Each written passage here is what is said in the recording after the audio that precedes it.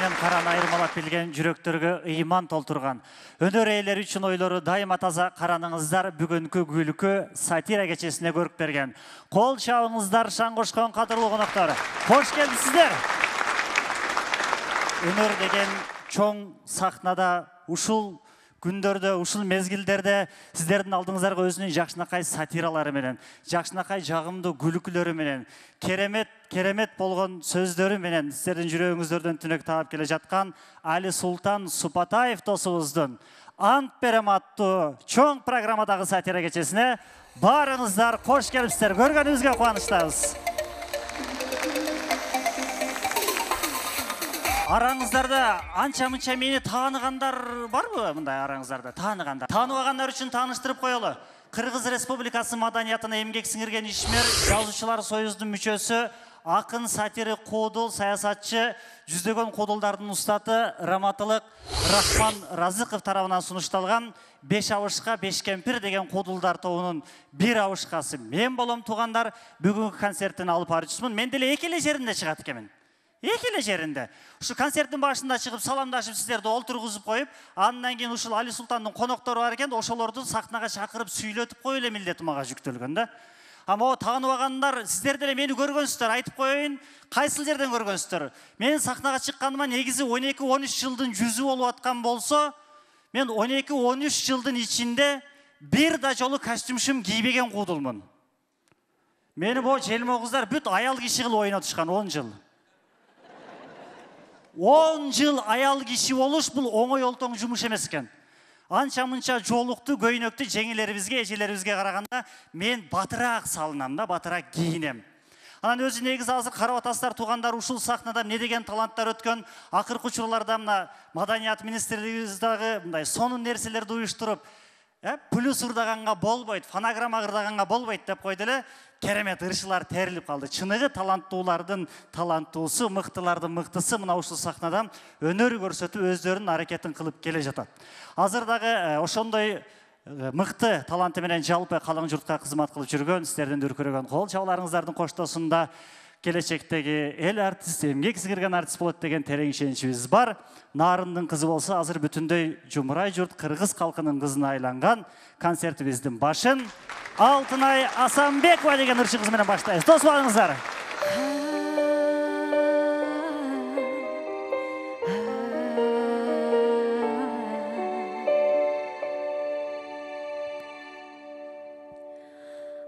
Аяғансып қарайсың көзімдөгү жашымды, колдоруңда жалоору сылагансың чачымды, ойготпо өткөн сезимди, кыйнабачы жанымды, козгобо жалгыз сен билген эч ким укпас зарымды. Эсинде го эске салба эски жара, сыздайт кайра эми сенин башка сүйгөнүң. Суранбачы жылыт албайм өткөн сүйүм, аны танбайм эми сенин башка сүйгөнүң.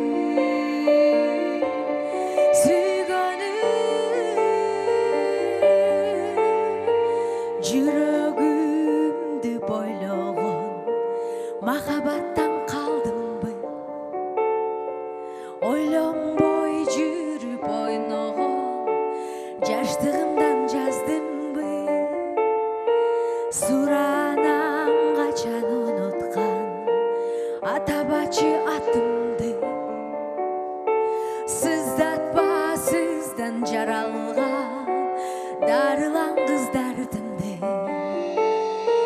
Эсинде го эске салба эски жарам, сыздайт кайра эми сенин башка сүйгөнүң. Суранбачы жылыт албайм өткөн сүйүм, аны танбайм эми сенин башка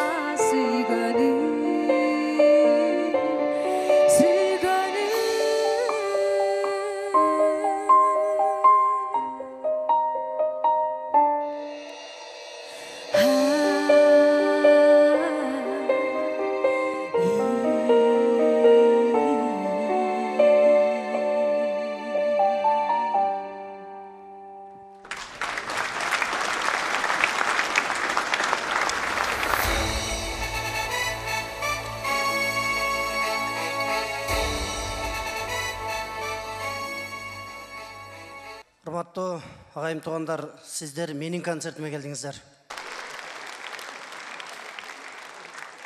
Мен Сыпатаев Али Султан өзүмдүн жеке тушоо кесүү концертинде берип жатып, куттуу сахнада ант берем.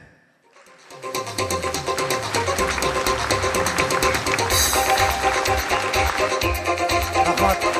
Мен жылдыз орусу мен орубайм деп ант берем.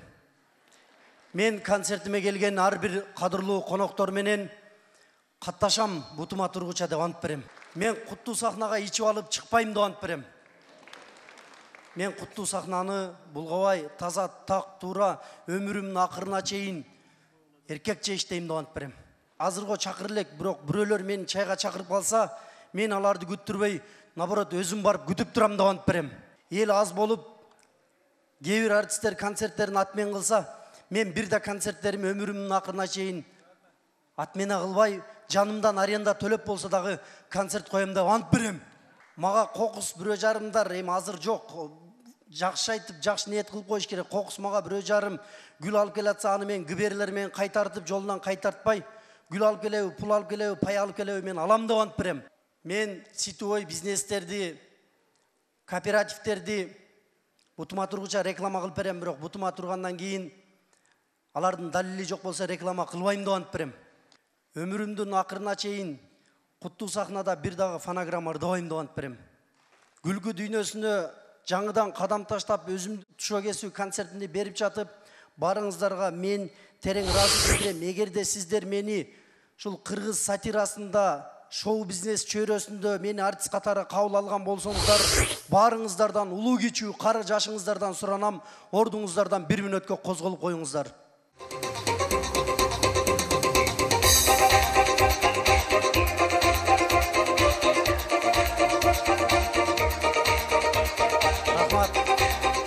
Рахмат. Кудайым ден соолугуңуздардын берекесин берсин. Ишиңиздер артисттерге түшүп калсын. Жакшы күндөрдө жолугалы. Мен дагы бир рет айтам, жылдыз орус мен орубай, эл менен эл болом. Урматтуу агайым туугандар, сиздер уруксат берсеңиздер, биз жандуу жана жагымдуу концертке бет алабыз деп ант берем. Рахмат. Ушул Али Султан Сыпатаев деген балабызга батабызды берели деп барыңыздар ушул алтындан кымбат убактыңыздарды ажыратып келип отурасыздар. Мен жеке өзүмдүн атымдан, биздин үй бүлөбүздүн атынан, айылдагы кошунабыз Базарбай абамдын атынан да ыраазычылык билдирем сиздерге. Мени бүгүн жандуу музыкада сопровождение алып коштоп турган Жаныш Момунов агам чакырам, маданияттын мыкты кызматкери Жаныш Момунов агам. Биз менен ары карай кечиңиздер көңүл булансын да жагымдуу жана жандуу концертке бет алабыз, маэстро кетти анда.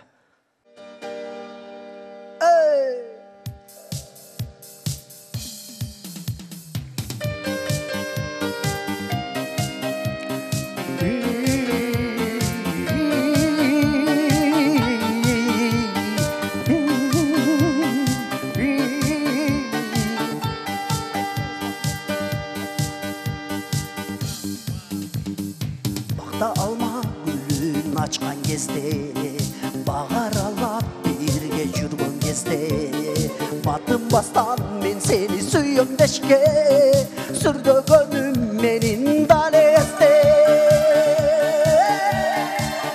Suyacağım menin mahabatım, darılачы жүрүп жараларым.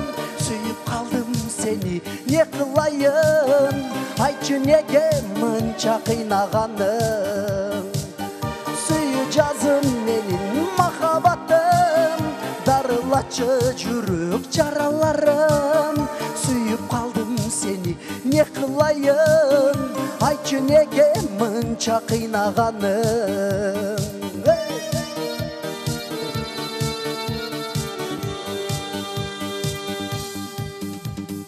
Görmey kalsam seni sağınamın, Jaş balaça ensip sarıgamın. Göngülümde bir gana ömürümde, Oylarımda özün жүргөнүңдө. Suyacağım menin mahabatım, darılачы жүрүп жараларым. Suyup kaldım seni ne kılayım Ayçı nege mınça kıynağanın Suyu cazım menin mahabatım Darılaçı cürük caralarım Suyup kaldım seni ne kılayım Ayçı nege mınça kıynağanın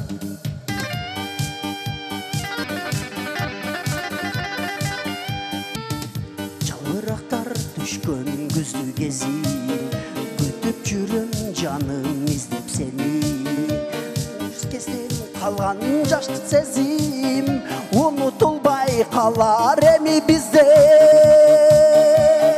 Suyu cazım menin mahabatım Darılaçı jürük jaralarım Suyup kaldım seni ne kılayım Ayçı nege mınça kıynağanım Suyu cazım menin mahabatım Darılaçı jürük jaralarım Suyup kaldım seni ne kılayım Ayçı nege mınça kıynağanım Men ушул мына биринчи өзүмдүн чоо кесүү концертинде берип жатып, ушул башка артисттерден менин айырмачылыгым, мен кол чапкыла деп такыр суранбайм. Чын. Жок, чаппай эле коюңуздар, эми сиздер билет алып келдиңиздер да. Чын, сиздер эс алышыңыздар керек. Колду жана 9-чы ряд чапса болот. Ошонун жартысы менин тааныштарым, жартысы филармониянын тааныштары. А так сиздер ора болбоңуздар. Себеби борончагайым мен устатым. Мен сахнага чыгышыма, ушинтип калышыма ушу киши себепкер. Ошол киши айтат, азыркы артисттер, молодежь башка нукка бурулуп кетти, мындай кайрчыдайлы болуп кетти дейт. Кол чапкыла деп эле суранып атат дейт. Айланайын Али Султан балам дейт. Эгерде чаба турган эл дейт, чапкысы келсе дейт, өзү чабат, өзү билип, силер деңгээлиңерди ошол нерсеге жеткизип алгыла дейт. Мен ошон үчүн суранбайм, бирок айтып коюм, медиктер айтыптыр, мусулманчылыкта билгениңди айта жүр дейт го. Медиктер иликтеп чыгып турушу, алаканга тийген кезде раковый клетка жоюлуп кетет экен.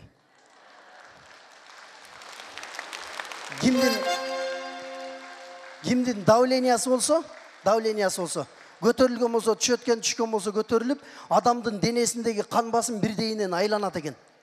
Эми ден соолук өзүңүздөрдүкү. Бүгүн сиздер алтындан кымбат убактыңыздарды ажыратып, менин концертиме келдиңиздер. Мен өзүм да ишене албай турам, сиздер эмес, мен өзүм да ишене албай турам. Биринчи концерт толкундо болот экен бир аз, сүлдө болот экен. Мен эмес, үйдөгүлөр да болуп атты. Атамдын бир коро кою, анан бир үр жылкысы бар эле, ошону таштап кечип келген мен концерт коем деп. Мен айттым атама, мени бир коро кой, мен алдай албайсыз дедим. Мен жумушум башка жакта, себеби мен элге күйгөн адаммын. Японияда туугандар, Японияда. Ушундай клондорду чакырып келип, оорукчан адамдарды күлдүрүп дарылайт экен, күлкү менен дарылайт экен. Адам баласы күлгөндө раковый клетка жоюлат экен.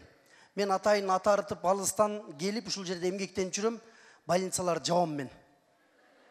Сиздер күлкү менен дарыланасыздар, Кудай буйрса. Концерттин башында айтып коюм, бул концертте ойлонгонго болбойт. Ой менен маселе чечилбейт. Бул концертте ойлонбоңуздар. Карызы барлар барбы? Карызы барлар. Кредит алгандар хотя бы барбы? Аны алгыча ойлоnuş керек болчу. Азыр ойлонгон менен толку жоган, төлгө төлөш керек. Ошон үчүн азыр ойлонбой олтуруңуздар. Карыз бергендер барбы? Карыз берип алгандар. Силер дагы берип атканда ойлонуш керек эле да. Ошон үчүн бүгүн ойлонбоңуздар, бардык сананы чыгарыңыздар, түштөн чыгарыңыздар. Бүгүн майрам. Бүгүн менин жашоомдогу тарыхый күн. Ошого келип сиздер күбө болуп отурасыздар. Мен сиздерге дагы бир рет тазимлам, агайын туугандар.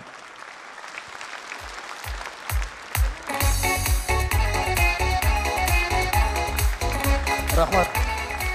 Атамдын бир тууган эжеси кечинде чалыптыр мага. Мавлюда деген эжеси бар, ошол чалыптыр мага. Эми кыз бала да, эгер кайнелери болсо чала беле чалбай эле, Кудай билет, бирок мага иниси болгон үчүн чалды төркүндө. Кыз балага төркүн керек го, кечинде чалып алып минтет. Неме эртең элиң келеби, биз гүлпүл алып барып, бир 3-4 алып барып, сага 4 бир берели, анан кийин кайра аны арт жактан берип ийсең, дагы 4 бер, ушинтип айландырып турбайлыбы дейт. Мен айттым, ошентип окат кылбайм дедим. Таза мындай тынч, мындай жандуу, анан жагымдуу концерт өткөзөлчү, мындай жасалмасы жок. Билем, көп артисттер концерт койсо, өзүнүн жердештерин, тууган уруктарын чакырат. Мен чакырдым 200 киши туугандарым, калгандары бүт мени сыйлап келген коноктор. Мен сиздерге рахмат. Унутпайм сиздерди.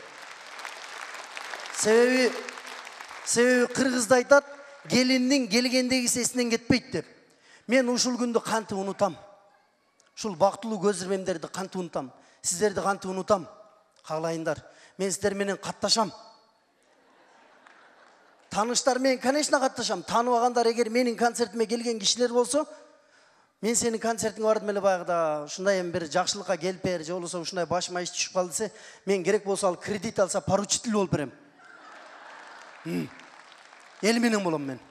Байканда эл менен дагы бир жагымдуу чыгарма ардайлы. Мамажан Козбаев агайыбыздын атандык акыры сени сүйдүрөм деген жагымдуу чыгарма.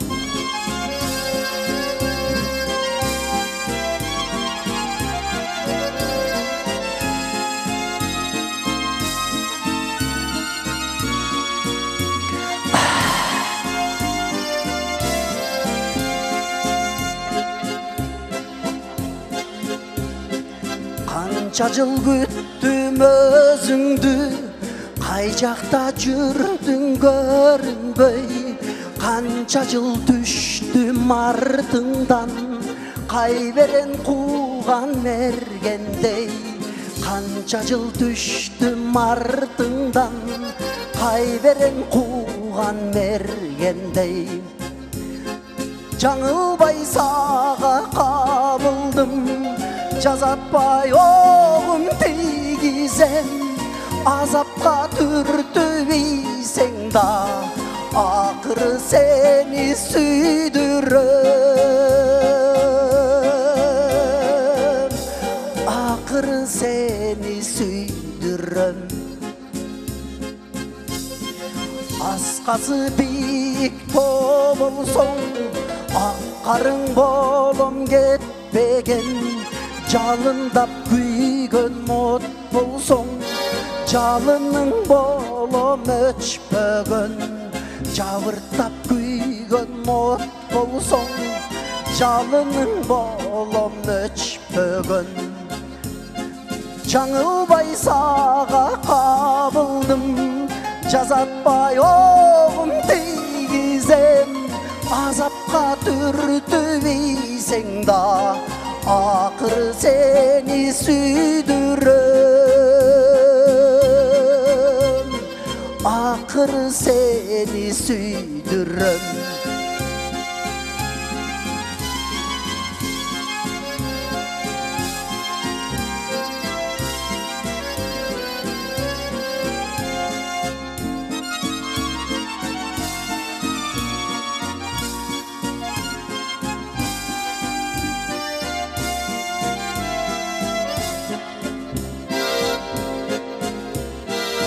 Ағыны қату сел болсоң, астыңа түшкөн таш болом. Сездірбей өткөн қурақтан, сен үчүн кайра жаш болом. Сездірбей өткөн қурақтан, сен үчүн кайра жаш болом. Жаңылбай сага кабылдым, жазатпай оғым тигизем, азапқа түртүбейсең да, ақыры сені сүйдірем, ақыры сені сүйдірем.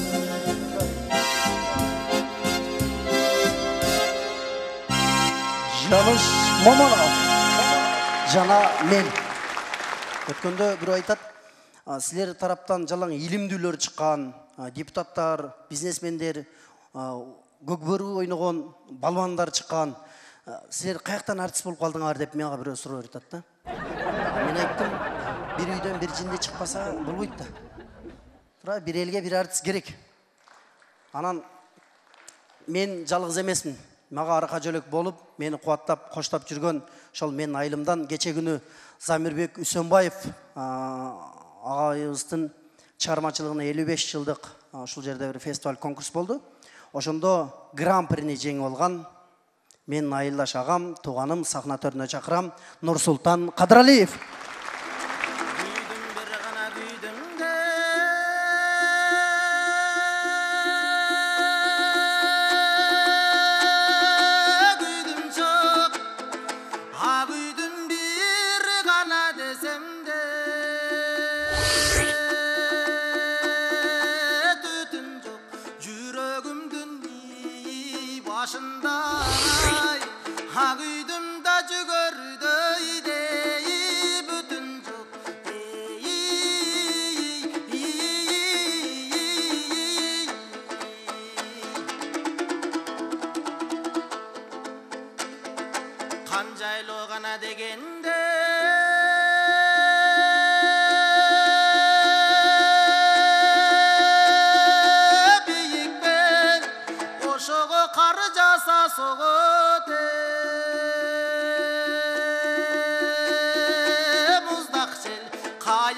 жақаңи қара көз ай ақ үйдім да қадырды білсең ей өзің кел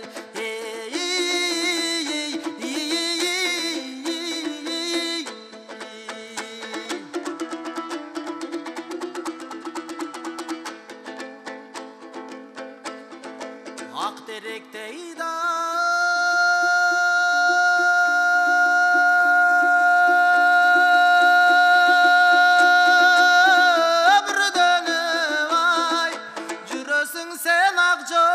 салып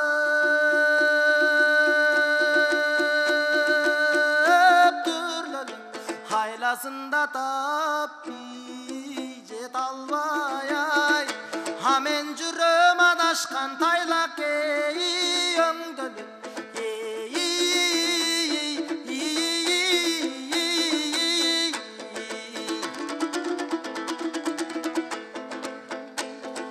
боз теректей да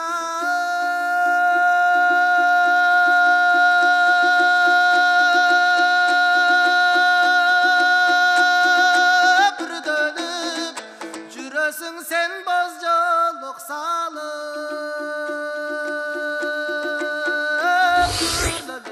бол жолунда тап жет албай ай амен жүрөм боздогон тайлак ей өңдөлүп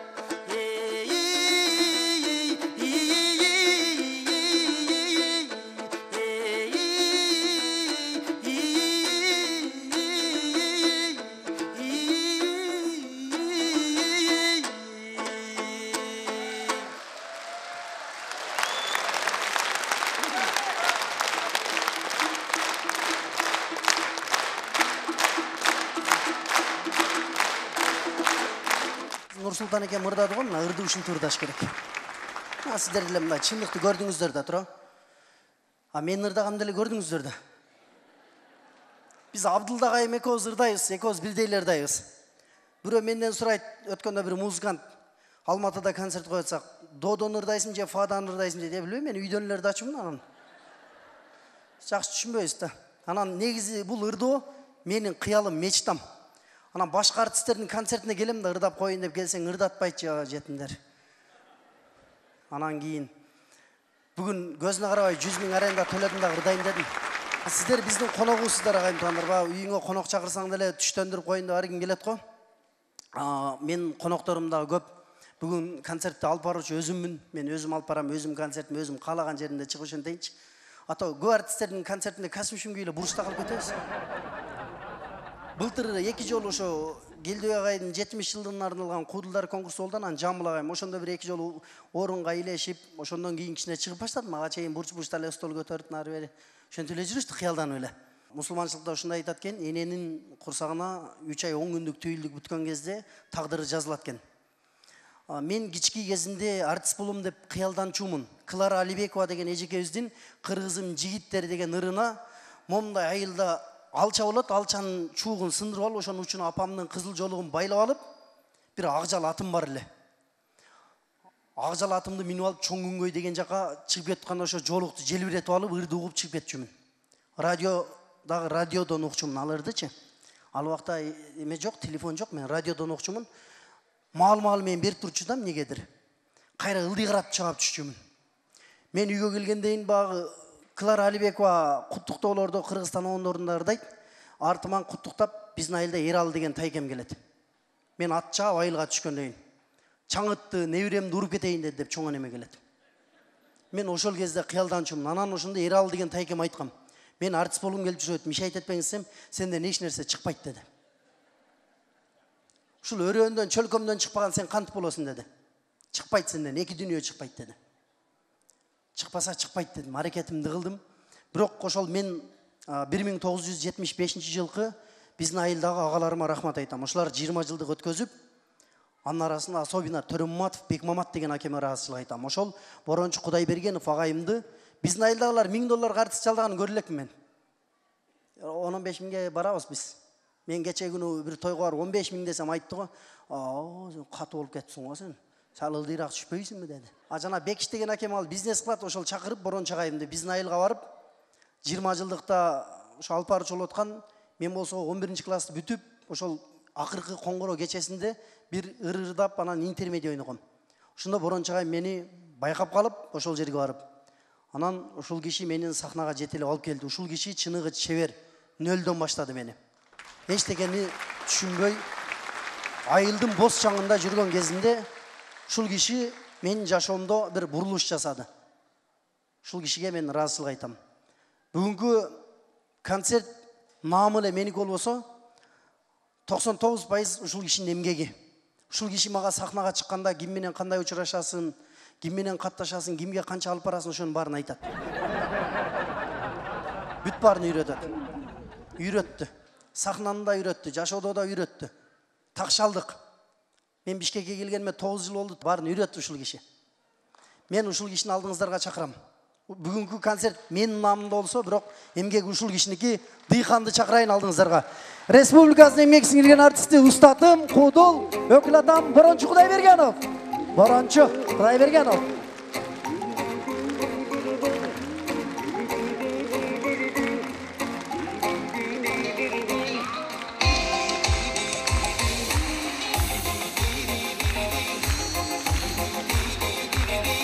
Эме тынар экен жокко бийлей берели. Устат, сиздин тоюңуз бүгүн. Ай, керемет. Маэстро. Рахмат. Ассаламу алейкум. Ассаламу алейкум, агайын туугандар. Урматтуу бүгүнкү ушул Али Солтан уулубуздун чыгармачылыгына күбө болуп келген коноктор, кош келипсиздер. Ассаламу алейкум, кош келипсиздер. Ден соолук сиздерге, оорубаңыздар. Байга кыргызда сөз бар го, мына жаш баланын көңүлү калганча карган уйдун буту сынсын деп коет го. Анан сиздер ушу Али Султандын жаңы чыгармачылык концертине ушунча толуп келип, кол чаап колдоп турсаңыздар, Али Султан өз айткандай ант берип дегендей жоопкерчилик мойнуна бүгүн жүктөлүп отурат. Буюрса чыгармачылыкта алдыдагы көп жакшы ийгиликтерди жаратат деген мына баарыбыздын тилегибиз бар, үмүтүбүз бар. Али Султан Супатаев. Бул кишини бул жашоого алып келген себепкер деп айтабыз. Мына Кудайдын буйругу менен ата-энелери дагы бүгүн залда отурат да. Келишти. Туруп коесуздарбы? Эми атам каякта турат? Ата биздин иш ушул жерде. Атамда биринчи жолу келсе филармония. Биз тиричилик ушул жерде кылып атабыз. Апам да келди. Ушул кишилерге катуураак кол чабуулар болсун. Али Султан айтып аткандай, мен ушул жигитти барып өзүңүздүн колуңуздан, ушул жигитти алып чыгайын, бир эбепке себеп болуп калса чоң сахнага чыга турган жигиттердин бири экен десе, мындай Али Султанды бир карап, койду бир карап, кыйылып атып барам. Кой көрдүңүз эле? Эми кой багыла берет, буюрса. Али Султан бошогондо барып багып турат. Ошон үчүн эми бүгүн уулуңуздун ийгилигин көрүп, бул да жакшы бир жашоонун бир өзүнчө жакшы бир эмеси да, тарых бир көз ирмем дегендей. Сиздерге да бир жол ден соолук. Мына ушундай жакшы азамат кичпейил жигитти тарбиялап өстүргөн экенсиздер. Элге ушинтип кызмат кылып жүрө берсин. Эми көпчүлүккө кызмат кылсын, сизге кызмат кылыптыр, эми капа болбоң, Азыр эми Али Султандын кичине ырымын кылып коелу, шарттын кылып, ак калпагың башыңдан түшпөсүн. Жашыл светта мындай эмеде мындай. Богатый светта мындайчы. Мен постоянно ушундай жең узун келген кийим кийип чоңойгом. Көпөстөрдүн мындай светинде болуп туруп атасың. Эме, шеф, мен постоянно ушундай кийим кийип чоңойгом. Чоң энемде ушундай чоң костюм алып берип койчу анан. Неге десем, эмдиги жылда кийсин да деп. Ошо да. Эмне быйыл эле кийсин деп берип атат десин. Ата кечирип коесуз, мен да сизге белегим бар. Баягы коз карындай болуп калат экенби? Се өзүм күскүдөн көрбөсөм сездим да, что. Се өзүм билем да кичикеймин да анан. Тебетей кийсең мына коз карындай болуп мындай. Эми тебетей кийгенде эне аксакалдай болуп сүйлөш керек да, ар бир нерсеге ылайыкташып. Али Султандын аксакалдар демекчи, Али Султандын концертине мына алыстан тартып, мазар басып, Жалал Абадтан, Сузактан бери, Актоктон бери келип аткан аксакалдарыбыз бар экен. Мына эми рахмат сиздерге. Ден соолугуңуздарга карабай ошондон бери ушу улуубуздун тою деп, чыгармачыл тою деп келип атасыздар. Көңүлүнө туура келип калса, ооруп атса дагы ата-эне деген аксакалдар кой барып келели деп тойго деле болбой эле барам деп ошенте берет го, 80-90-дан ашып калса деле. Ушу небересин бир той болгон атса, аксакал баргысы келет да. Баргысы келсе, үйүндөгүлөр эми кыйналбасын деген ой менен ар кимиси келип атасына айтып атат экен, чоң атасына. Чоң ата, барбай эле койбойсузбу эми, тойдо билесиз, чуру-чуу болот, даңка дүңк жана музыкалар болот экен, кыйналасыз, 5-6 саат ошол жерде отура бересиз, барбай эле койбойсузбу деп улам эле ар кимиси келип ошентип атат дейт. Эми ичинен баргысы келип атыптыр аксакалчы. Анда силер ар кимиси ошентип берсе, ачуусу келип кеттир бир убакта. Ай, башым артпагылачы. Барам мен. Ар ким келип алып, барба. Барам мен. Жиниме көп тийбегиле. Ал ушул жерден колуңарга өлүп берем айтып коюн. Эч кимге тойго барбай каласыңар деп коет анан. Той болот, бир жакшылык болот десе чурулдашып ошенте беребиз го. Бир апабыз автобуска түшүп, ар кими түртүшүп атканга, автобуста түртүшүп атса жүдөп кетпөсүнчө мынтип коет дейт. Элди карап алып. Булар мен го кызым гына кетип атам. Булар каяка жанталашып атат деп коет. 85 жаштагы аксакалдын тоюна алып барып атсам, антырак учурунда 2-3 достор менен сүйлөшүп атыптыр өздөрүнчө.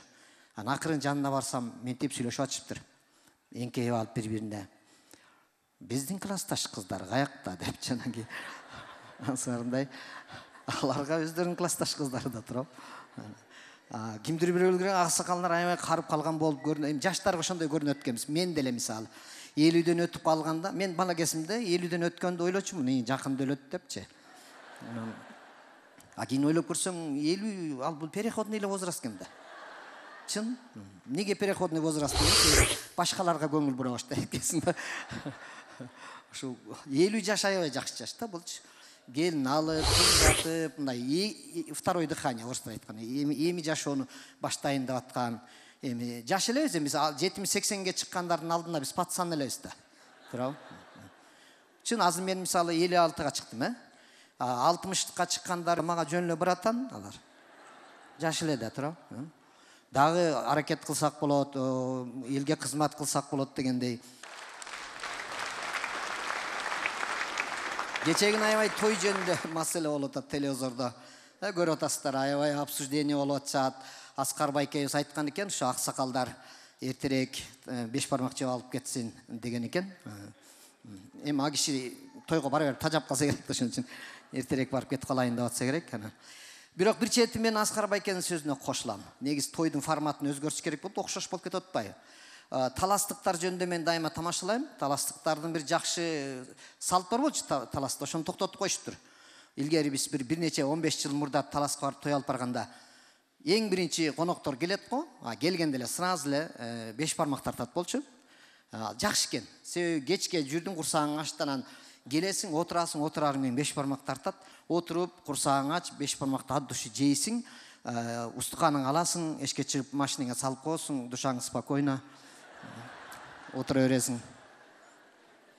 Эгер башка тойго кете турган болсоң, кете бересиң. Сен устукан уже машинеде. Зерип кеткен болсоң да спокойно туруп кете берсең болот. Устукан уже машинеде. Негизи тойдун форматын өзгөртсө болот экен өзү. Чын да. Өзү негизи айымдар сиздерге айтып кое берейин. Ушул тойго барганда эркектер өзүн алып жүргөнүнө сиздер көңүл бурасыздар. Себеби дегенде аял зат өзү негизи ар бир мындай майдан нерсеге маани берип турган калк да, өзү ошондой жаратылыш ошондой. Эркектер андай эмес, кичине ала барман, көз эмнеси ойлонсо ошо эрекини кылган ушундай калк болот да. Мына элестетип көрүңүздөр. Мен сиздерге эме алайын. Мисалы, ресторанга кирип баратасыздар да. Кирип баратканда. Эркек киши кирип баратканда, ресторанның кире беришинде күскү турабы, турбайбы көп деле көңүл бурбайт. Мында кирип барат, көрүп калса, случайно токтоп, андай көрүп, мынтип коет да, деп коюп кирип кетип калат. Аял зат андай эмес. Аял заты атайын кирип баратып, күскү жок болсо дагы, күскүнү издеп таап алат. Тиягын ачып, биягын ачып, күскүнү көрүп, таап алат да, анан күскүгө көрүнөт анан. Шашпай көрүнөт, кийимдерин бир сыйра көрөт, айланат, тегеренет, прическаларын баарын көрүп бүтүп, өзү көрүнүп бүткөндөн кийин анан күзгүнүн өзүн карайт. Күзгүнүн жасалышын карайт, рамкасын карайт. Эгер ошо күзгүнүн жасалышы жагып калса, аны да бир аз карап турат. Ушуну кире беришке үйгө коюп коюш керек экен, жакшы экен деп. Байкасаңыздар, эркек менен аял заттын эмеси айырмасы башка. Андан кийин аял заты ресторанга киргенде, ресторанның ичин қарайды. Киргенде қарап тұр, ай деп, люстралары сонун екен деп, ар бир жасалғыласына чейин көңіл бұрып, тиги ресторанда мындай екен деп, басып келіп, дасторконду қарап, дасторкон үстін бір сыйра текшеріп көріп, мындай салат екен, тигиндей салат екен. Анан бир кемчилик издеген жакшы көрөт, өзү ушундай калып болду да булар. Мындай карап келип турган бирдекени көрүп калып, выпечкасы тиги Жамиланыкындай болбой калыптыр деп коет өзүнчөчү. Дасторконду полный текшерип бүтөт. Жигиттер билип алды. Ошондон кийин анан өзү отура турган жерди барып карайт. Отура турган жерди барып издеп карап көрөт. Кандай удобный жерде отурдум, өйдөбү, ылдыйып отуруп алдым, карап көрүп. Анан караганда, эгерде ошо занавесканын түбүндө отурган болсо, мындай занавеска кысыл болсо, өзү сары кийинип барса, аял заттын настроениясы көтөрүлөт. Себеби аркасында кысыл өзү сары болуп, сочетание болуп, ачылып отура турбаймынбы деп анан эки жакты карап мындай кыялданып коет. Эгерде занавеска кысыл болуп, өзү кысыл кийинип барса, настроениясы түшөт. Кысылга кысыл, силват этип кетем да, көрүнбөй калып турбаймынбы деп ага настроениясы түшөт. Эркектерге занавеска эмес, ошол ресторанның терезеси бар беле деп сурасаңар. Бар беле деп сенден сурайт карачы. Үрден ошон үчүн аял заттын көз карашы такыр башка. Эркекти тойго барганда эмнени ойлонот билип алыңыздар, айымдар. Эркек тойго биринчи кирип келатканда 2-3 эле нерсени ойлонот. Кирип калат ичине мынтип ойлойт. Баягы жакеңе карыс элем, ошо келип калган жокпу деп ошону карайт. Эгерде башка бирөө өзүнө карыс болуп калса, ошону издейт. Ошону таап алсам жакшы болот, ошонун акчаны алып баягыны кошумчага берейин дагы, өзүм кошумчамды эртеңки баняга калтырып койсом деп ошону ойлонот. Эң нескиси эркектики курсак ачык келди да тойдун алдында. Эң беркилерден да мурда ошол курсагын тогуш керек да, максат ошо. Рефлекс берди кетип калган. Дасторконду көргөндөн кийин барып отурат. Өзүнүн номерин көрүп отургандан кийин ушуну билип алыңыздар айымдар. Эркек курсагы тоймоюнча башка нерсе көп маани бербейт. Ошон үчүн байкайсыңар, баргандан отуруп тургандан көзүн эмне көрсө, мындан чучуктан, мындан алып жеп, аны кошуп жеп, ушинтип толтуруп жеп, ушинте берет го. Аял жана майда нерсе көңүл бурат да. Аял кулагына шыбырап турат. Оозуң ачпай, балчаңдабай чайначы, оозуң жаап чайнасаң болот деп берет го. Ушинте бересиңер го. Айымдар, эркек курсагы тоймоюнча балчаңдай, чалчаңдай ал көңүл бурбайт өзүндө. Главный курсагын тогуш керек. Всё. Курсагын тойгус бүттүбү? Бүткөндөн кийин анан ошондон башын көтөрүп, анан тишин чукуп, анан бирөөнүн аялын карап. Жигиттер, силер дагы аял заты, ой муну кийип барайын, тигинтейин, мынтейин десе эле, аял ушинте бересиң, анан тигинте бересиң эле, дей бербегиле. Өзгөчө мына возраст айтып атпайсыз, мына биз тебетей кийип калдык, 60-70-тен ашкандан кийин анан ошондо аял затын түшүнүп калат экенсиң дагы, анан тынч жашаганга аракет кылып баштайт экенсиң. Мына мен азыр ошондоймун. Мурдагыдай тирешпейм такырчы. Вообще эле эмнеге аны кийген тасың, улам бирдеке кийип чыгат, бул кандай экенсе, сонун экен деп коем. Булчу десе, мунун вообще андан сонун экен деп коем. Тиги көйнөгүн кийип чыгып, кайра биринчи көйнөгүн кийип чыгып, булчу десе, бул андан сонун экен деп коем. Вообще ашыкча сүйлөйм, кереги жок, лишний проблема да булчу мындай. Себеби дегенде жашыраак кезде мындай тиреше бересиң, эркек аял менен ушундай. Эмес жашсың да кыйын болуп мындайчы бирдекесе башым ооруп эмне деп ушинте бересиң го. Азыр андай болбогул. Кыймылың да жай болуп калат экен мындай, спокойно. Шашпай сүйлөп. Азыр жөн отурсам аялың келет да, Жаныбектин тоюна барабызбы деп сурайт го мындай. Өзү да ушундай эме менен сурайт аял зат мындай. Барабызбы деген сыяктуу сурайт го. Спокойно отуруп. Барабыз деп го. 15 мүнөттөн келет дагы. Жаныбек ойлонуп көрсөм, Жаныбек биздин тойго келбептир, барбайбыз дейт. Десе мен барбайбыз деп коем. 25 мүнөттөн кийинип алып келет дагы. Эмне отурасың эсиңе, баспайсың Жаныбектин тоюна дейт. Ошондо жана 40ка чейинкилер. Жашсыңар да силер. Кыйкырмаксыңар да тура. Эмне отурасың? Жаныбек барабыз дедим, келип алып кайра. Барабыз десең кем кайра келет. Барабыз десең деп баштамаксыңар да тура. Мен антпайм. Мен сурабайм. Мен даже каяка тойго барабыз деп да сурабайм. Мен адресин да сурабайм. Мен турам дагы тупо, аялдын аркасына дейчип алып кете берем болду.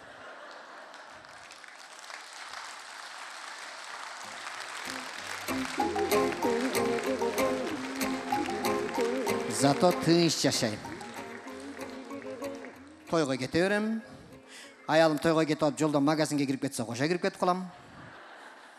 Ал чыкканча отуруп турам, ал чыгып кетип атса кайра кетип каларым. Главный жоготпошуң керек да, алың адашып кетесиң да. Себеби ошол навигаторда. Ошонун аркасынан барам, тойго кирем. Той бүткөндөн кийин аялың ушундай эме көнүп калгам да мен. Той эми бүтүп бата кылайын деп атканда мен акырын эшикке чыгам дагы аялымдын пальтосун алып келип унчукпай туруп турам. Азыр көпчүлүк эркектер ушундай болуп калган. Аялым намурда айт электе эле пальтосун алып эшиктин алдында туруп турам. Официантка окшопчу. Официанттар колуна мындай полотенцасын алып турса, мен катарына туруп алам, аялымдын пальтосун илип туруп алам. Андан кийин аялым ичип алып кете берем, ал кайра үйгө келет. Мына азыр 80-90дон ашып калган, 60-70ден ашып калган аксакалдар вообще сүйлөбөйт. Болбосо өзү жаш кезинде улакчы болчу, балбан. Аялы чүкөдөй эле турат мындайчы. Ошондон да коркот го. Үйүнө киргенде акырын унчукпай кирип, караңгы бурчка назад барып отуруп алышат го. Десе, опей, биякта бирөө барбы деп коркуп кетесиң. Тыныч жашагысы келип калган да. Себеби улам возраст келген сайын ошондо түшүнө баштайт. Мээси деги эле эркектин акылы ошондо 50ден өткөндөн кийин анан акылы жете баштайт экен да. Ошондо түшүнө баштайт экен. Анан тыныч жашоону каалай баштайт экен. Мына жаңы үйлөнүп аткан жигиттер силерге бир кеңешим айтып коеюн, улуу катары. Жана аял заты үйлөнгөндө каякта жүрдүң деп сурай берет го. Ошолчу көпкө чейин сурайт экен, аны бирок кутулсаң болот экен, андан айтайын, качан кутуласыңар? 30 жылдан кийин. Чын айтам. Мен келинчегиммен жашаган 30 жыл болуп калды, Азыр мен келинчегим сурабайт, сен каяк жүрдүң деп. Ошо сурабайт, мен унчукпай бир жака кетем, тойдон келемби, ойдон келем. Кечинде келебиз, экөөбүз чай ичип отурабыз. Эчтеке сурабайт, мен да унчукпай отурабыз. 10 мүнөт өткөндөн кийин өзүң эле айта баштайсың. Каяк жүргөнүңдү. 5 мүнөттөн кийин ал айтат, сенден бирөө сурап атабы дейт. Десе сен айтасың, уксаң эми. Жумуштан келатсам, Жаныбек туруптур десең. Башым артпа, Жаныбек айтпай эле койчу десе. Эми уксаң деп колунан кармап алып болсо да айтасың. Муну уже профессионал болуп калгандар билет уже. Себеби жигиттер мына молодежь билип алгыла. Ошол нерсени ошо күнү айтып бүтүрүп койбосоңор, последствиясы жакшы эмес. Кийин бирде болбосо бирде ал архивден алынып чыгылат. Ойлойсуң да жаш кезиңдечи бүгүн эпте алаксты койсом унутуп калат болуш керек деп кечирип гана коет экенсиң да. Аял заты жизнь унутпайт. 2 айдан кийин настроениесин чүрүп койсоң, ошондо эстетет.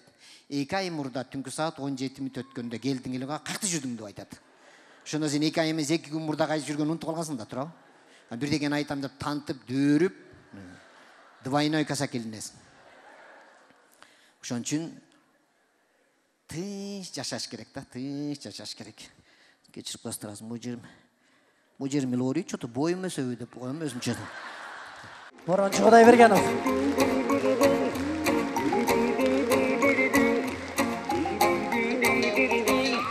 Али Султан Спатаев. Жакшы отурасыздар, сиздер менин коногумуздар да, мен кабак кашыңыздарды карап турушум керек да. Сиздер разы болуп кетсеңиздер, мен дагы аябай мындай кылган эмгегимдин акыбети кайт деп, мен дагы жакшы мындай рахат алам да.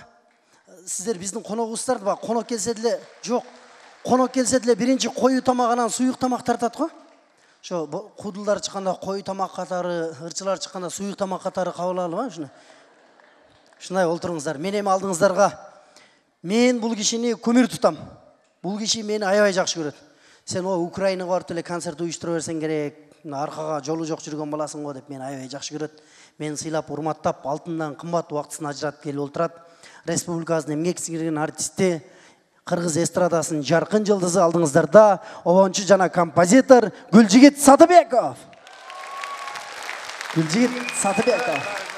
Ассаламу алейкум, арбаңыздар. Кутман кеч. Вай, Али Султан кандайсың? Куттуктайм менем. Рахмат аке. Кеп казеле бир тайлык экен, Карачы, бул дагы чыгармачылыктын башаты. Рахмат, рахмат. Мага деген сый урматы. Гүлжигит Сатыбеков, рахмат аке. Рахмат. Бұдағы жаң келген келіндей, өз сахнаға жаңы шыққанды иіле өрет екен адам. Анан барып, анан мойын иліп қалады кебінтіп. Құтман кеш барыңыздарға, Али Сұлтанға да шығармашылық игілік қалайлы, шығармашыл жолы даңғыр болсын. Қырғыз маданиятында дағы өзінің ордын тауып, елуіске жақшы күлкі тартулап, елдің батазын алып, ел ұлы болсын. Бұл жаштықтың қарылығы 40 болот екен, қарылықтың жаштығы бұл 50 болот екен. Біреудің аманаты бұл бағып жүрген қызың екен, біреудің қызын алғандан кейін сен дағы қызыңды біреуге берішің керек екен. Қабыл алыңыздар, аманат жашау деген ырымдырда берейін. Сіздердің ұрматыңыздарға.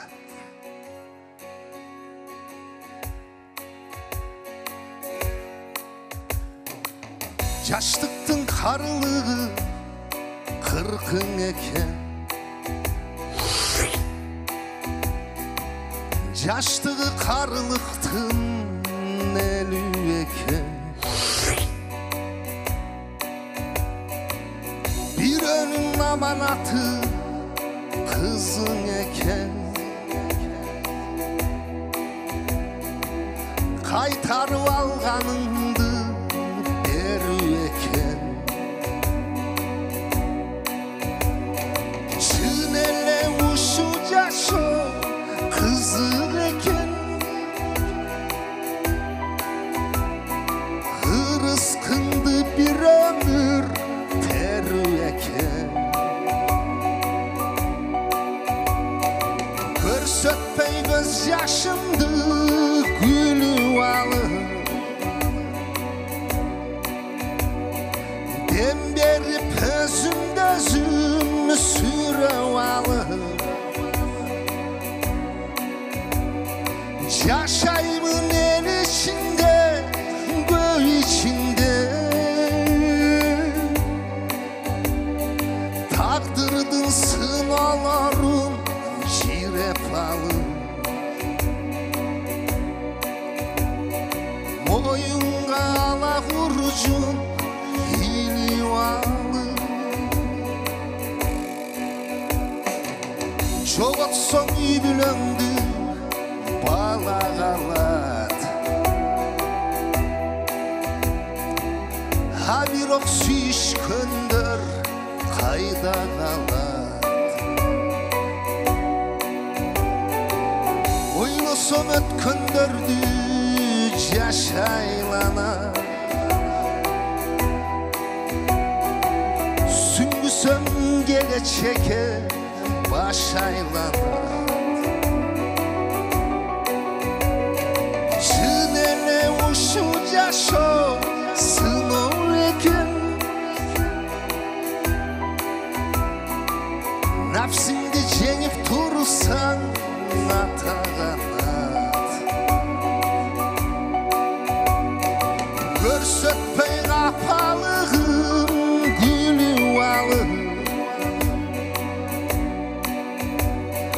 батырып бүт аламды сүйіп алып, жашай бер ел ішінде, көй ішінде. Көңілге жақсы ниет түйіп алып, ертеңгі келешектен үміт алып.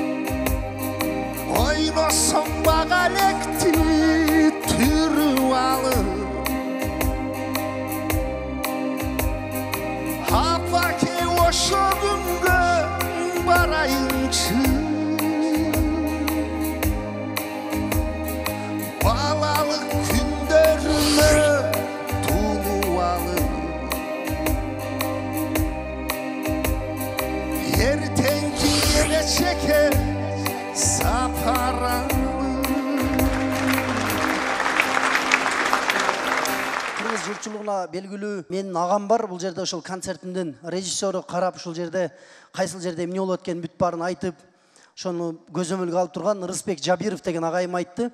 Азыр чыкканда темпти карма деди. Бул биринчи түшкө кесип концертиң. Бүгүн концертиң слабый болгон болсо болду, өмүр бою концерт койбойсуң, койбагасын деди. Бүгүн концерт жаксын элге деди. Ошон үчүн жактырып кетиңиздер. Башка вариант жок.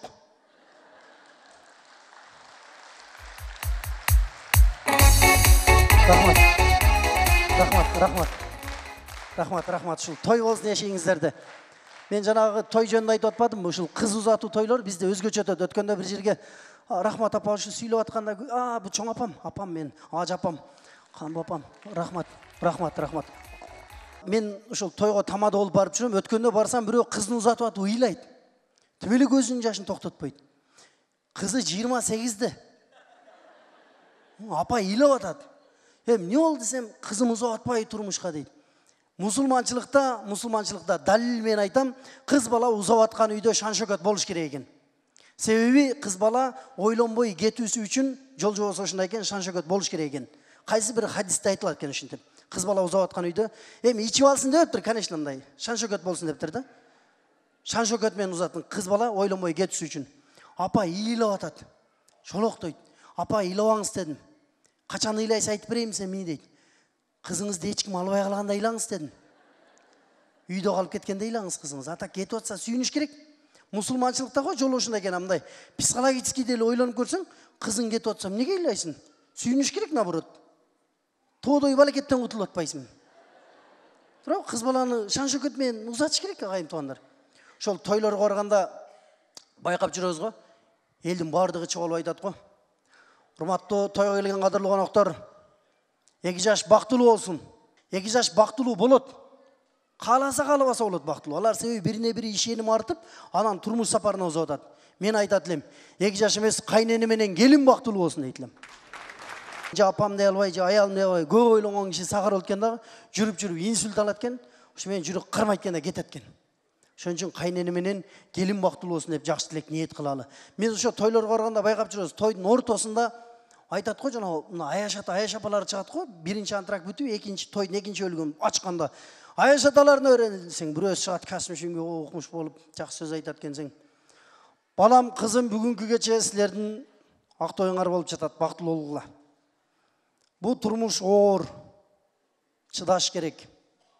Ысык, суук дейт го. Өйдө төмөн, чыдаш керек, анан жашоо болот дейт го. Каалайын ошол аяш апанын курагындагы ата апалар отурасыздар залда. Тойго барганда ошентип айтпагылачы. Себеби азыр менин курагымдагы жаштар бар го. Биз силердей териси калың эмеспиз, биз мындай нервныйраак жукабыз биз. Биз жанагы суукту, оор, татаалды укканда үйлөнгүбүз келип огот. Бизге үйлөнгөн жылгал деп айтып койгула. Ошол тост уккандан кийин жанагы үйлөнүп аткан жаштын жоро жолдоштору, подружкалары кыздын турмуш кургусу келип огот экен. Келбейт экен кадимгидей, бир жакшынакай жүрбөйм, эмне кылам оор жашоого барып деп. Биз сразындай болуп кеткибиз келет да, болгон жерин айткыла, суран сиздерден. Эгерде залда турмушка чыга элек, үйлөнө элек кыз жигиттер барбы? Үстүндө калып кетипсиңер да сиздер, Молодец. Үйлөнө электер, мен сиздерге айтып коеюн далил менен. Үйлөнгөн кайф. Мен үйлөнгөм. Үйлөнгөн жыргал. Мен үйлөндүм. Үйлөнгөндөн кийин 1 айдан кийин келинчегим айтат, төркүлөп келели, атамдын эшик төрүн көрөт экенбиз, ошоко барат экенбиз деди. Келдик. Мен келдим, келинчегим келди, жакындарың алат келсин, Жүсөлөгөн мен Алмазды алдым, 4-өөбүз келдик. Карабалтага келдик. Келсек, кайнатам конок келе турган төр күйүнө дасторкон жасап коюптур. Дасторкондун нар көйүзү менен бер көйүзү көрүнбөйт. Дасторкондун үстүндө салат, жүзүм, алма, кола, фанта, султан чай, нерден экен же? Чын, коюп коюптур аке. Дасторкон укмуш. Олтурдум. Бир 10 мүнөт өткөндөн кийин кайнатам айтты, балам, силерди келет деп мен кой сойдум эле. Шону устукан тартам деди. Элестесеңиз, апа, койдун жан башы болот го. Оңор чоң кой сойуп аптыр. Келейген кой сойуптур. Эптөө эмес. Табакка жан башты бүтүн салып келди, кабырганы жукка телип, Куйрук бордан салып туруп алып келип алдыма тартты. Ошо этти алып атканда аябай өкүндүм мен. Ушул күнгө чейин жашаган өмүрүмө. Себеби менин атамдын коросунда толгон кой болот эле. Бирок бир да жолум атам мага атап кой союп устукан тарткан эмес эле.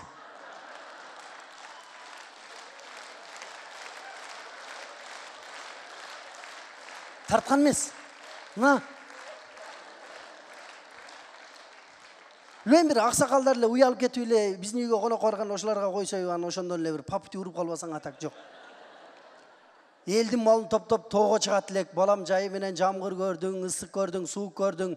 Муну сен урматыңа деп бир коозун союп тартып койбойбу десең. Тарткан жок. Кайнатам тартты. Мен ошондо түшүндүм. Үйлөнгөндөн кийин эркектер кайын журтчул болуп кеткен. Ошондо түшүндүм. Кайра үйлөнгүсү келип үйлөнгөн эркектер бар го? Ошондо түшүндүм мен. Себеби эркек дагы сыйырматты сүйөт, жылуулукту сүйөт. Сыйлаш керек эркекти. Бир 15 мүнөт отурдук, олтургандан кийин кайнатам айтты. Центр жакта эжең бар, ошода кой союп сыйлайт. Кайнежем чайга чакырыптыр, келдик, келсек кийит кийгизем балам деди. Сыртка чыккыла деди, кийит кийдик. Үстүмө костюм кийгизди. Бутума турецкий туфли кийгизди, мына кийип жүрөм. Чечкен жокмун. Кийип жүрөм, чечпей. Биз ба айылда ат минип герзоет кийчүбүз да, ат минген айылдап. Ба герзоеттиктен бутуң турецкийге өткөндөчү. Жигулиде кетип атып эле Лексуско отургандай болуп калат экенсиң. Чечким келбейт. Чечсем эле алып калчудай сезилет да. Атаң көрү кыргыздын салтышында экен, төркүлөп барган күйөө бала күн батканга чейин тоок түнөө конгонго чейин кайнатанын үйүнөн кетип калыш керек экен. Наалат дедим, ким жазган ошол жерин? Ошол жерин мага жаздырса мен жазып берет элем. Кыргыз эли айкөл эле, ушу мыйзам сени иштетип берет, ушуну жазып берели. Сен мен жазып берет элем. Төркүлөп келген күйөө бала кайнатанын үйүндө мыйзам чегинде 2 айга калсын дейт элем. Өмүрүндө бир жолу үйлөнсө ошор бар. Ошентип тоок түнөө конгонго чейин ошол күткөн күн бат өттү, кайттык. Үйгө келдик. Келип үйдө жатсам чарчап, чалыгы уктап калган экен. Бир маалда мен жаткан үйдүн эшигин тарс ачып келди дагы. Атам келип, "Тур!" Жатышың кара. Сен үй бүлөлүк кишисиң, тур. Мал түгөлдөйбүз деди. Атты току деди. Сарайдын бурчуна оролуп, аттын жалын кармап алып, ыйладым кайнатам эстеп. Чара кайнатам дагы деле сагынам мен. Дагы бир төркүлөтсө экен бечара кайнатам. Муну жакшы көрөм да. Сагындым кайната. Жолдун алыстан айланышты келе албай калган го. Так чындап сагындым мен кайнатамчы. Жакшы көрөм мен. Жана үйлөнгөндөн кийин кайын журтчул болуп кеткен эркектер бар го. Мен силер менен браттар. Ушу кайын журтчул эркектер бир чорный касса уюштурабыз. Мен силер менен катташам. Чында эркек деле бешиктен кабырга чейин 5 күндүк өмүрдө жылуулук менен сулуулукту сүйөт да. Ошол тойлордо биз тойлорго барганда байкап жүрөм да. Ошол той аяктап калганда дагы элдин баардыгы чыгып алып, аябай мындай кайгырышы узатат го. Адамдын тагдырына адам себеп болот, ошон үчүн бир гана дуа тилек жашоону өзгөртөт. Ошон үчүн жакшы тилек ниет кылып, чын дилден тойго барып, чын дилден концертке келип, жакшы күндөрдү көп өткөзөлү. Ар бириңиздердин үйүңүздөрдө жакшылык болсун. Дагы бир рет кош келипсиздер. Ассаламу алейкум. Ассаламу алейкум. Айып турбай келген агам бар. Булуттан чыккан айга окшоп. Каяктан? Али Султан инеме чыгармачылык ийгилик каалайм. Али Султан өмүрүң узун болсун. Мен эсимде эң алгач сахнага чыгарганда мени ошол Рахман агайым алып келип ошол жумурай жуттун алдына алып чыкты эле. Мына бүгүн Кудай өмүр берген экен, ырыс берген экен. Мына ал кезде кичинекей бала эле, мына биз менен чоң мындай тегиз чогуу чоңоюп, мына бүгүн биз менен сахналаш болуп турасың. Аллах бекем кылсын ден солуңу, өмүрүң узун кылсын, чыгармачылык ийгилик болсун. Анан ушул Али Султан инеми колдоп келген жалпы залда отурган коноктор баарыңыздарга өзүмдүн атыман, биздин чыгармачылык топтун атынан терең ыраазычылык билдиребиз. Бүгүнкү концертке кош келипсиздер. Анан бир нерсени айтып коеюн, мен бияктан турсам кайнан жұртты мактап атпайбы? Кайнатамын жакшы көрөм. Sen bir katına uşun çoğurtasın lüka, mağuşu iki katına alsan yaşap alasın o şekilde sen. Menin bir kaynatam özü 40 kaynataga tatıydı özü. Şen abiyomda sizdikine ne koçugat kaynatam. Oşan sen çıkarmacılık iyilik bolsun, Kuday versin bana sakınağını em attap atasın, Kuday verse kaynatalar emi köbeyette vereyim ben. Rahmat. Мен болса сіздерге улуумдун өкүлдөрү отурасыздар, сіздерге бир жагымдуу чыгарма аткарып берейин. Сөзү Токтогул Имаштык обону Сардарбек Жумалиевдики Бульварым деген чыгарма, маэстро.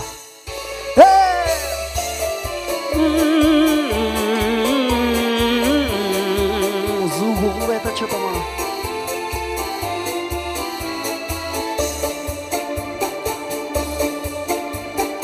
Алған өмір жазып тұрғаным, толқынданған жүрек оту жырғаным, фронземе күнде жаңы көріп қошып, гүл жұттанып сүйкімденіп бульварым, фронземе күнде жаңы көріп қошып, гүл жұттанып сүйкімденіп бульварым. Обанымдың күсін арнап ырдадым, ойларымдың гүлін теріп ұйғардым, жайығышы шайырланып ұлпырып, жаштық кештің салтанаты бульварым, жайығышы шайырланып ұлпырып, жаштық кештің салтанаты бульварым.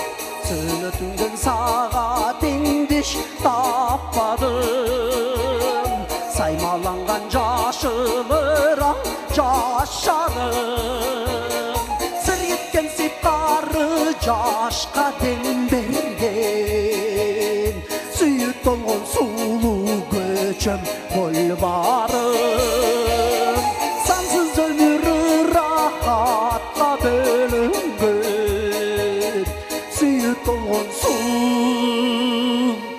Али бульварым.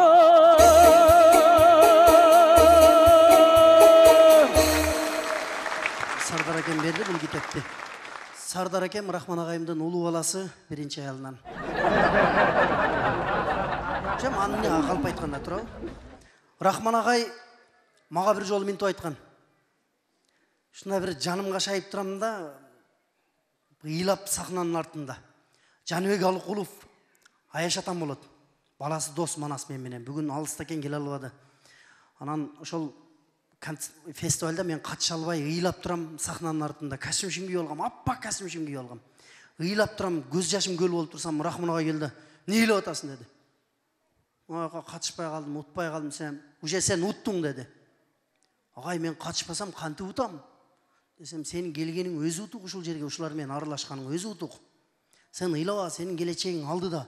Агай айтыңызчы, мен качан популярный болуп чыгам десем, сен шашпай чыгасың. Сен резервтесиң дейт. Агай муну айтат. Үйдөгүлөр болсо, кеткениңе 7 жыл болду, эмне таптың? Андан көрө элдин малын топ-топ баксаң деле 6 сотик жер алып үй салып айтып элең, эмне таптың дейт. Sen кеткенде мери 2 келин алдык, 2 бала төрөдү, сен не төрөдүң, не таптың дейт.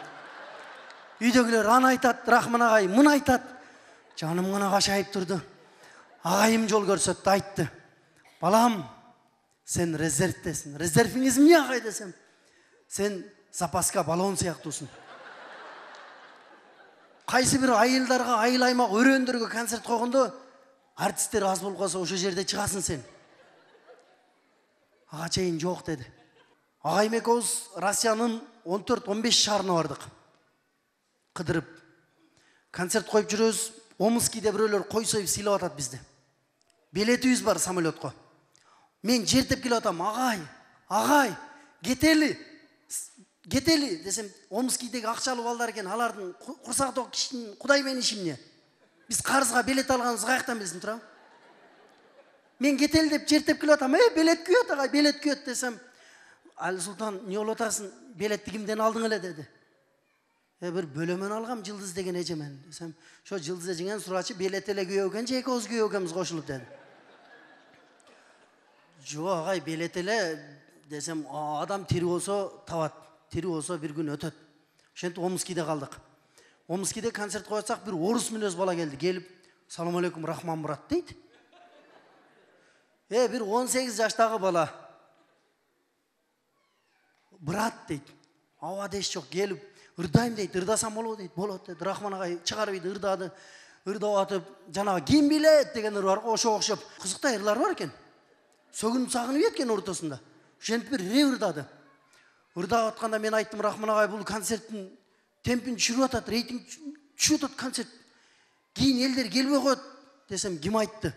Концерттің барқын түсірген жоқ, ал өзінің барқын түсіріп атат, жон ғой. İçinde emni armağan varken sen ayaktan bilesin, özünü bir tekşerip alsın, jon koy dedi. Ana men de ayabay buq boldum ele bugün armağan kılıp özüm tekşerip atam sizlerin aldığınızlarda. Egzamin berip atam da gos egzamin. Mындан kийинки ошол менин чыгармаларымды жазып, ошол ыр дүйнөсүнө дагы аттанып жатышыма себеп болгон акын өзүнүн обонуна таандык, өзүнүн сөзүнө таандык чыгармасын аткарып берсин. Мен алдыңыздарга Гүлжан эжемди чакырам, Комуздун кошосуна жагым чыгарма аткарып берсин.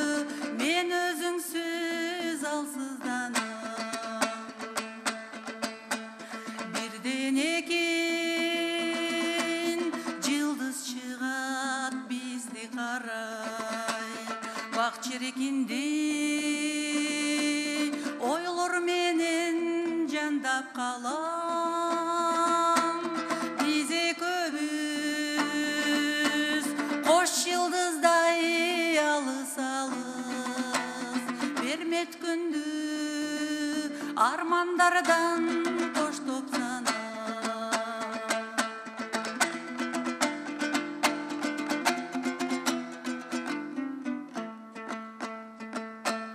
Tün camınıp alamdağı közdün kara. Tulku boyum tün camınıp sezim alam.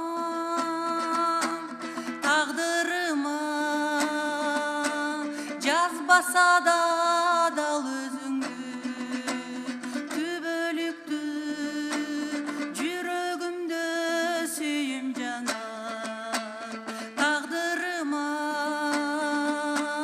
жазбаса да дал өзүңдү түбөлүктү жүрөгүмдө сүйүм жанат.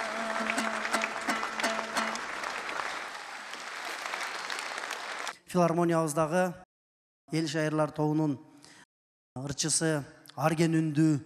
Мен ушул кызга чындап баа берем, бул комузду чертпей эле сүйлөтөт. Арген үндүү ырчы кызыбыз. Мен чыгармачылыктагы эми кыз менен бала дос болбойт, бирок сахналашымды айтайынчы, досумду айтышат койбу. Сахналашым, кесиптешим алдыңыздарда Айгүл Алыкулова. Булбулдар гана сүйөтө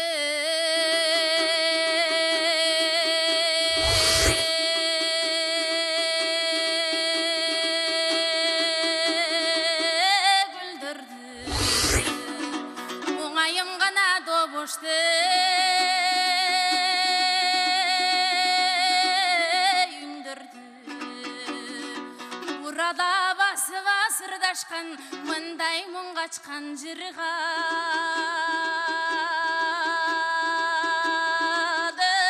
Үндірдің ой, үндірдің ей, үндірдің ай, ай.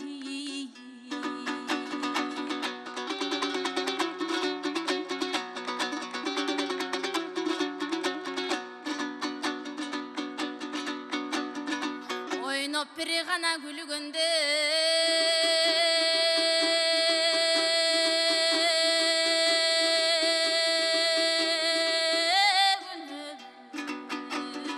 ойнабай ғана жаштарды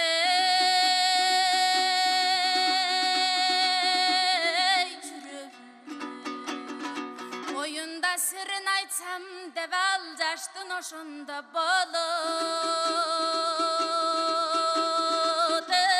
Тілегің ой, тілегің ей, тілегің ай, ай.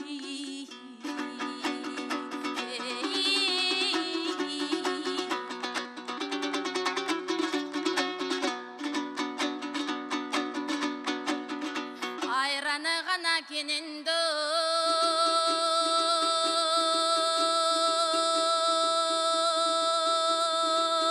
қымыз малды бір ғана дандың ей жеребес жигіті шайыр қыз алтын ей ушылы қымбат қырғыз ей елебіз ой елебіз ей елебіз ай ай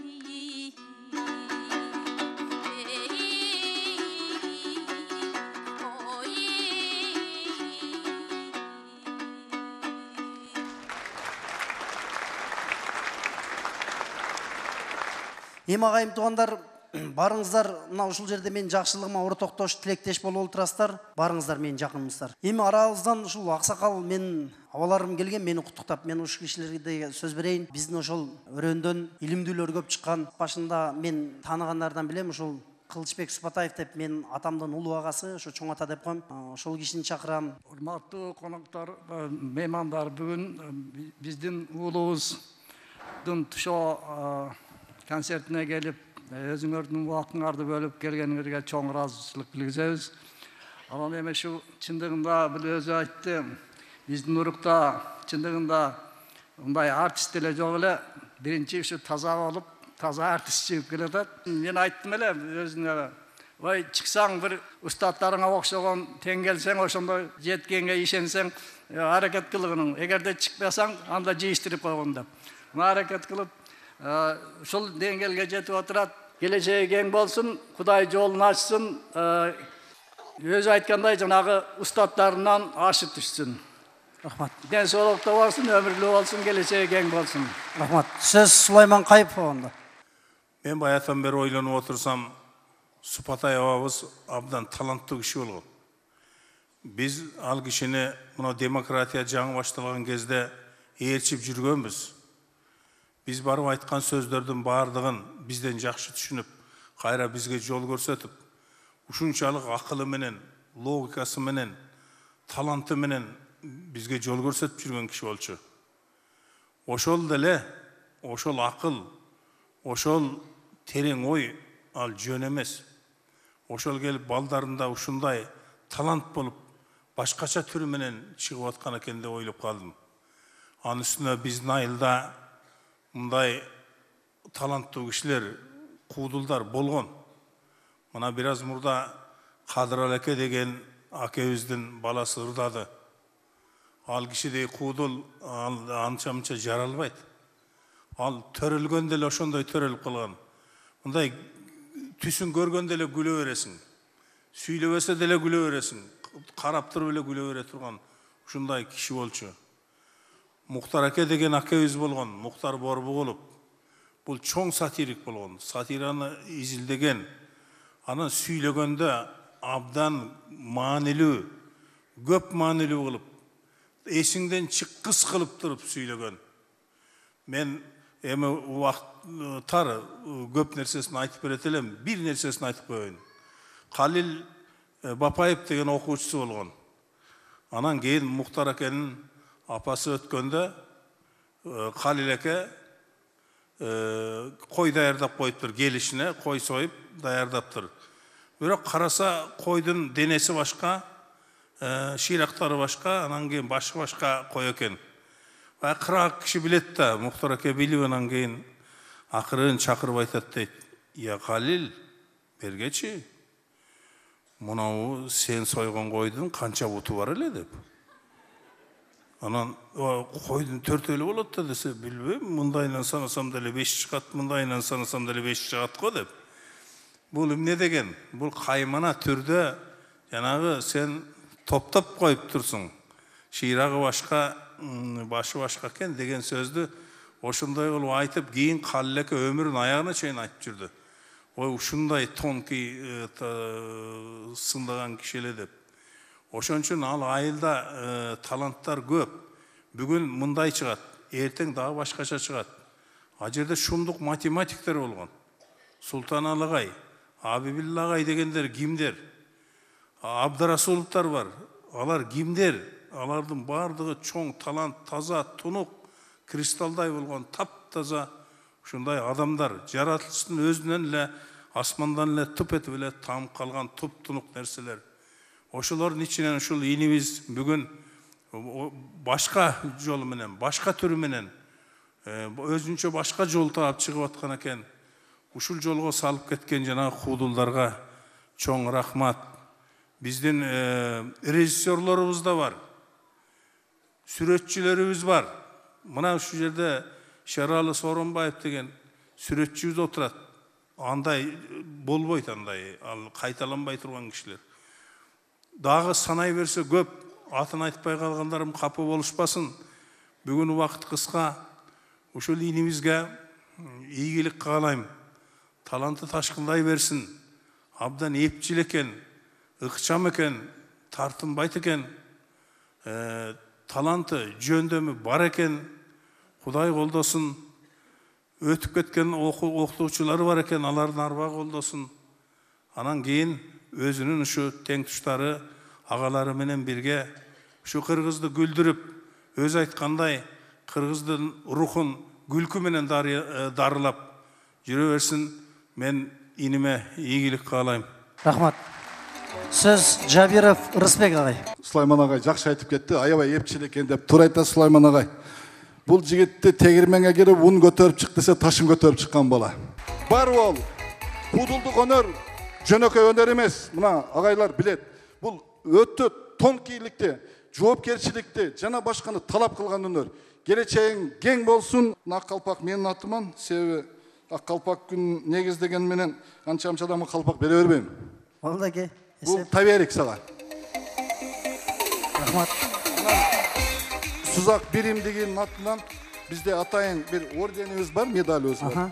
Бул 14-чүсү уюшулганыбызга 7 жыл болсо, жылда 2 адамга берилет. Мына ушул өрөн, өрнөгү деген атайын медалыбызды таап коюуга уруксат этиңиз. Рахмат аке. Рахмат. Рахмат. Сөз Козбаев Өскөнбай абамда. Али Султандын концертинен бүгүн биз бир жаңы багытты, жаңы кадамды көрдүк. Кудай буйруса ошол уланып кетет деп ишенели. Мына тайманбай таштаган кадамың байсалдуу болсун балам. Сени келечекте кыргыз эстрада сахнасынын бийик серелеринен көрөлү. Сага ушундай үмүт, ишеним. Ал эми бүгүнкү концертиң 5 болду, 5. Рахмат. Сен билесиң, бардык эле могу жерде турган абаларың сыяктуу, сен ушул баштайм дегенде каршы болгондордун бири мен болсум. Баягы эле дежурный шылтоо бизден чыккан эмес. Бизде болбойт. Бизде аябай болгон, бар боло берет. Сен ошонун бир этабысың. Рахмат.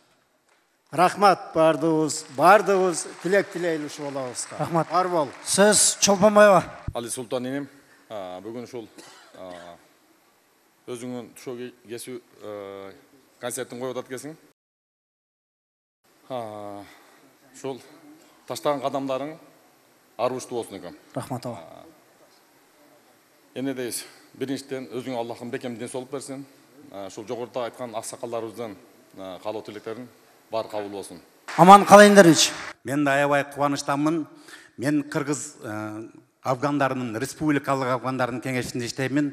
Ошол жактан келдим. Ошон үчүн сага жалпы Кыргызстандын атынан, жалпы афгандардын атынан, болгондой эми согушту көргөн миллион афгандын атынан ушу за помощь и содействие ветеранский движение деген медаль менен куттап коюуга уруксат этиңиздер. Рахмат. Рахмат. Биздин айылда бир Сыргабай деген оғам бар, ошонун медалындай эле болуп калды меники касым шумдарын толуп. Сөз Көкбөрү Федерациясынын экс-президенти Талас Бегалиев агамда. Бул жигитти мен 2-3 жылдын жүзү болду тааныганыма, тойлордо көрүп, талантына кызыгып, анан Көкбөрүдө чоң бир ушундай оюн болгондо Жалал Абад областында ошондо чакырдык. Көкбөрүнүн көрмандары барыңыздар белгилүү, кызуу кандуу келет эмеспи? Анан ыр күлкү аралаштырышыбыз керек да. Анан ошондон бери мына ага ини болуп туугандашып жүрөбүз. Мен бул жигиттин ошо тайманбастыгына, курч мүнөздүгүнө баа берем. Кудай буйрса келечектен көптү үмүттөндүрөсүң. Иним биздин Борончу, Тынар, Абдуллага окшогон чоң алып кудулдардан болушуңа тилектешпиз. Рахмат аке. Сөз Кыргызалиев Манас акемде. Шарт кеңешибиздин депутаты. Али Султан иним, сен бир сөз менен айтканда азаматсың да. Сага ушундай эле баа бериш керек. Рахмат. Биздин өрөөндөн сурулуп чыгып, ушундай таланттуу адам болуп, Бишкекке келип, Бишкектин борборунда бүгүнкү күндө анышлык концерт берген, сен чыныгы азамат жигитсиң. Биз сен менен сыймыктанышыбыз керек, биз сен менен мактанышыбыз керек. Ошон үчүн ар дайым сенин ишиң ийгиликтүү болсун. Бүгүнкү концерттин анышлыкты өттү деп толук кандуу айтсак болот. Турабы туугандар? Рахмат. Эми урматтуу туугандар, ушу биздин Али Султанды тарбиялап өстүргөн атасы жөнүндө да уруксат этсеңиз бир-эки сөз айтып кетейин. Кубан акебизди көпчүлүгүбүз тааныйбыз. Али Султан айткандай, биздин өрөөндүн көзгө көрүнүктүү бийлеринин бири. Кубан аке, сизге чоң рахмат. Жеңе, ушундай баланы тарбиялап, кыргыз элине ушундай бир белек кылып бергениңиздерге, сиздерге чоң рахмат. Али Султан, сен кылган эмгегиңди баалап, биз атайын сага белек алып келдик эле. Уруксат берсеңиздер, ошол биздин инибизге Бишкек шаардык кеңешинин патриот деген медалы менен сыйлап койсок. Рахмат.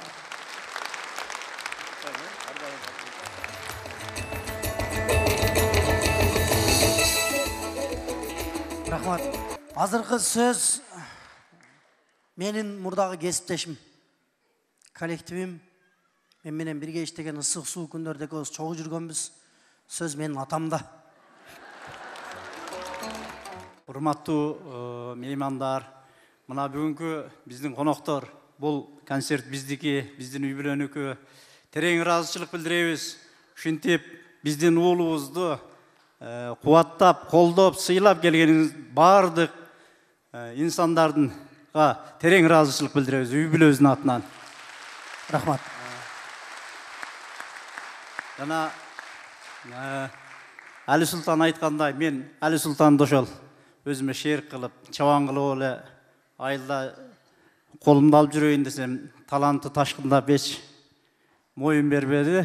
Мына күлүктү дагы сүрөө менен, таптоо менен чыгарат. Ушул таптап, анан сүрөгөн сиздерге, таптаган Борончуга, Тынарга терең ыраазычылык билдиребиз. Рахмат. Мындан ары өнөр өркүндөй берсин, иштер ийгиликтүү болсун. Эл алдында дайыма жүзү жарык болуп, элге кызмат кылган, эл уулу болушту биз үй бүлөбүз менен ушу тилек кылабыз. Баарыңыздарга рахмат. Биз айылда улакка барат элек, көкбөр ойнойт элек. Атам карап турса улак ашырат элек. Жерге түшө калып, атам жок болду, эч ашпайт улак. Бүгүн атам бар, жакшы оюн көрсөттүм мен. Бар болуңуз сиз. Атам өзү уйкуну бир аз жакшы көрөт. Бу күн көрбөй чоңойгон киши, чоң атамдын да кичинекей баласы күн көрбөй, күн чыгып батып калгандан кийин ойгон киши Мындан ары ерте туруп ошо амал кылсын деп умрага жолдомо берем атама.